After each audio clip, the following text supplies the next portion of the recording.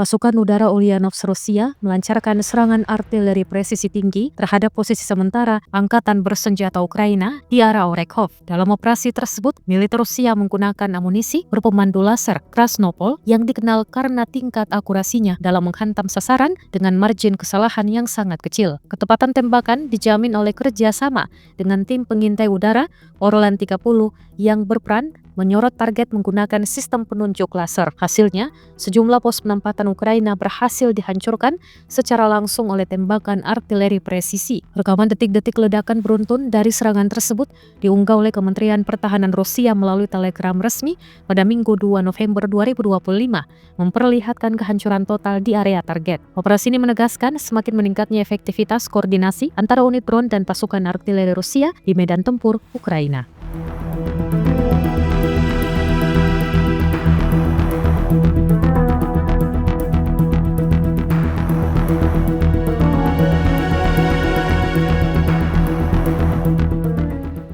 Download Tribun X sekarang, menghadirkan lokal menjadi Indonesia.